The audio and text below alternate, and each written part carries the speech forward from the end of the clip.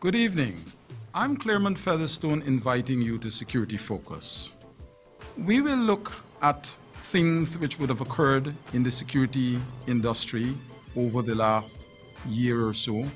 We will deal with aspects of training and everything security. Those businesses that are faced with crime problems in the security industry, we will also be addressing those issues from time to time.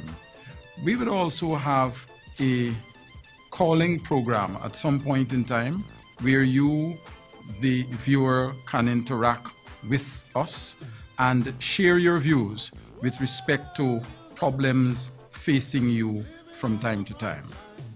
I would like to establish a little pattern of how the program will go from here on. We will invite members of the joint services, whether it is quarantine, whether it is the customs service, the police service, the private security industry, and even ancillary agencies that will have an impact on the local security industry, such as the accrediting body, the National Accreditation Council, and all of those agencies who can help us to deliver a better service to the public, whether it is a security service, whether it is a policing service, or whether it is just by way of providing a forum where the public can call in, can interact, and expect to be treated with a fair amount of decency and respect. This program has been in the making for quite some time, perhaps 12, 13 years. Resource problem and a host of other issues have prevented us from being able to mount the program. But today, we would like to assure the viewers that Security Focus is here to stay, and we can assure you that we will be serving you with earnestly. There are a few things that I would want to touch on as we go. And today is going to be a kind of relaxed day so that you have an understanding of some of the things that you can look forward to. I would like to congratulate, for starters, the new Commissioner of Police, Mr. Leslie James, and it has just recently come out that he is going to be our Commissioner for another few years. I think the police force has done a very good job over the past few years, and I trust that they will continue to provide Mr. James with that usual amount of support and camaraderie. There are a few other things that I would want to touch on briefly. There is an outstanding issue with the former minister, Mrs. Simona Brooms. And I was away from the jurisdiction at that point, and members of the local security industry had called upon me for advice, for some sort of input into that incident. Suffice it to say that in most other jurisdictions, that incident would not have occurred in the first place, because both the security personnel at the location in question and the security personnel responsible for the security of the minister or what have you would have been trained to recognize that that matter was about to escalate, and therefore they would have known how to de-escalate that matter to the extent that it does not reach into the public domain and cause the sort of furor that it did when it occurred. So I think in the future we ought to look at security legislation. We ought to look at ensuring that there is training encoded in that legislation, and to ensure that that training is in force in the most vigorous way, so that security companies, especially now, would be compliant, and we would not have a situation occurring where dignitaries or members of the government, irrespective, are subjected to the kind of circus, so to speak, that we saw emanating from that incident. I would like to touch also on the good works being done by GAPSO, the Guyana Association for Private Security Organizations, at this point in time. GAPSO is faced with a unique problem in that the legislation currently in place does not allow or enables them to do certain things, but nonetheless, they have been leading out in certain areas. At the time of recording of this program, I knew that GAPSO had engaged the Arthur Lockjock School of Business at the University of the West Indies to assist them to formulate a policy to move forward into 2020-2021, and which will allow them to be in a better position to interact with the government and governmental agencies, as it were. We would want to also invite members of civil society organizations, the joint services, the civil defense organization, and those entities that help to protect Guyana to this program, and even members of the diplomatic corps at some point in time. Not forgetting that the ordinary man in the street will always have a grouse here and there.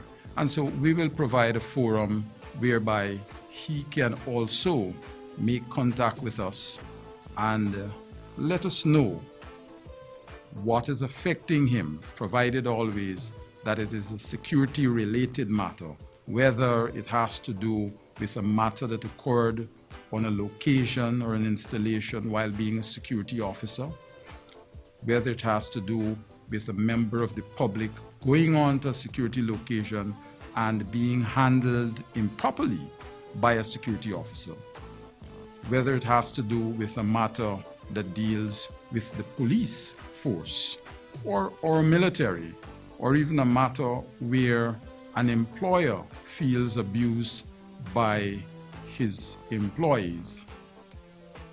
We would provide a forum for them to reach out to us, and we can offer them advice in any which way. I know that there are lots of businesses out there, commercial entities, and I've been told that pilfering and shoplifting is on the increase. So much so that many entities at the moment are having cases of millions of dollars of groceries, hotels for example, millions of dollars of groceries, chicken, oil, and the works being taken away in a well-orchestrated plan. And so we would want those employers to meet out to this program, and if there is anything we can do by way of a security survey, some sort of research, some analysis whatsoever, we will advise them on how best they can curb those situations. Because ultimately, if an employer allows that high degree of employer abuse, people taking away large quantities of groceries, fuel, and the like over a protracted period, weeks, months, years, then it wouldn't be too long before the employer has no funds to continue to run that business, and that in turn will affect employment. So these are some of the things that security focus will address in a nutshell.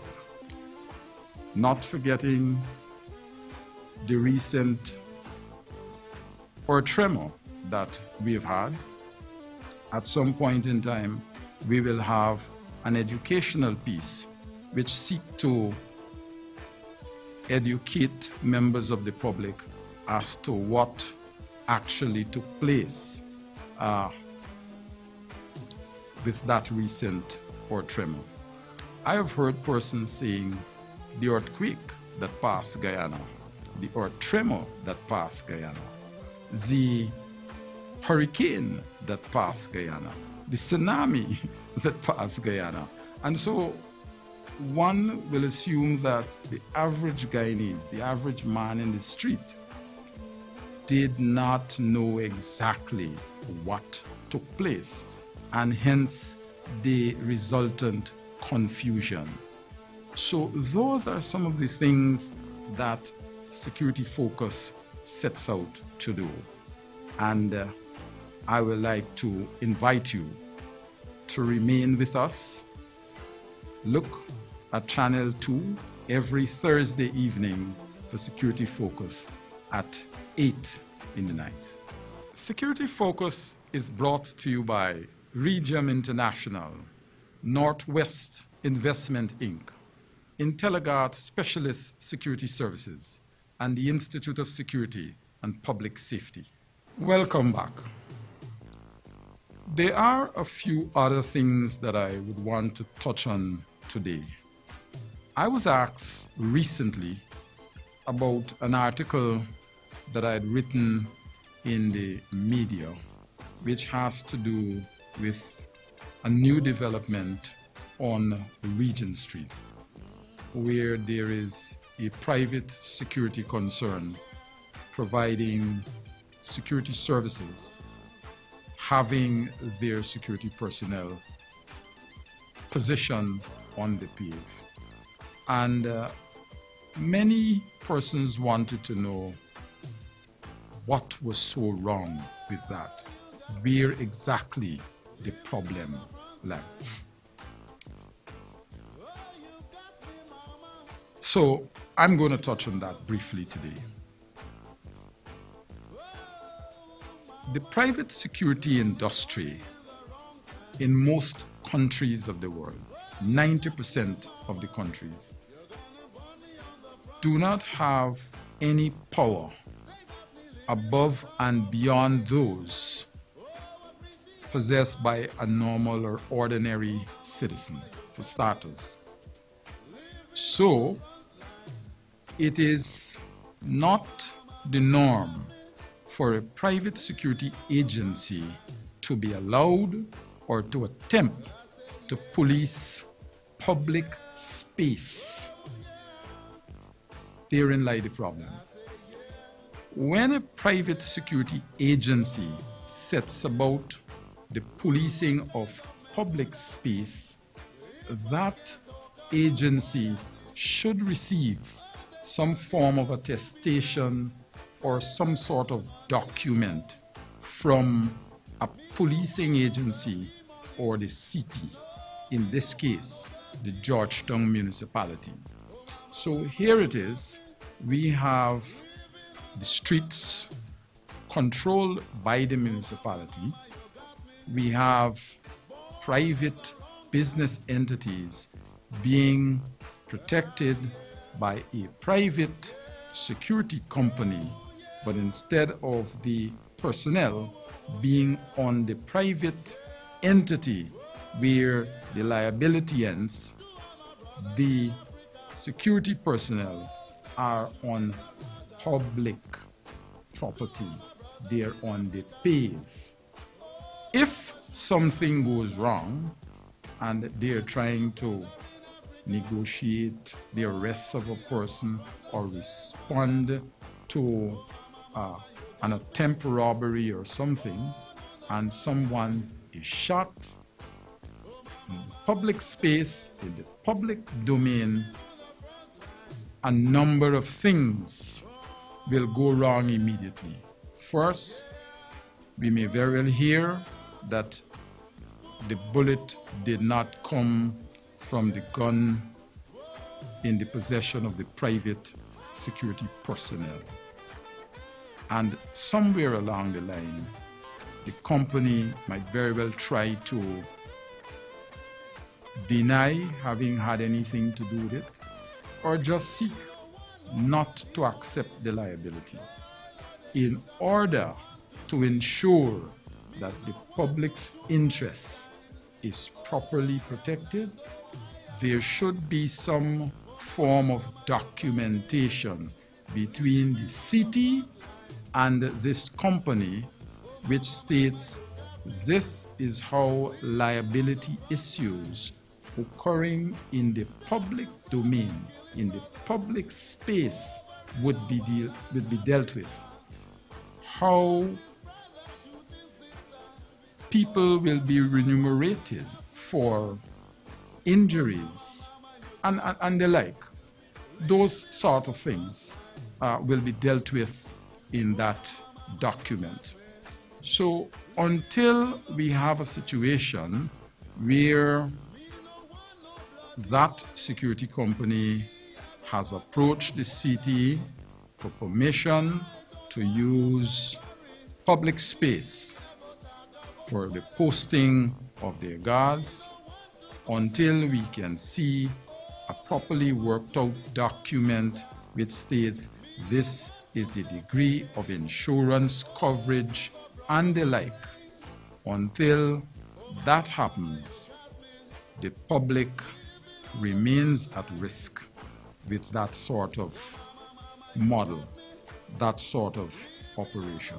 I mean, I agree that this company is trying a new model. This company has seen the need for a sort of para-policing, as it were, has seen the need to complement the municipality or the city police, has seen the need to complement the public police apparatus or the public safety apparatus. But within that very context, there are many loopholes for litigation and for problems that can last a lifetime. We would not want to return to the dark days where a person is injured or shot and everyone says it is not me, and we have someone lying paralyzed at home or blinded by a bullet or having been struck by a gun butt inadvertently and the like. We do not want to return to those days where those incidents occur and we cannot pin down for sure who was responsible. So I think while the private security industry is moving to improve its work, to become more competitive, to offer innovative services, and ought to be applauded in this respect, I believe there ought to be a higher degree of governance, security governance, by the Ministry of Public Security and by the government at large.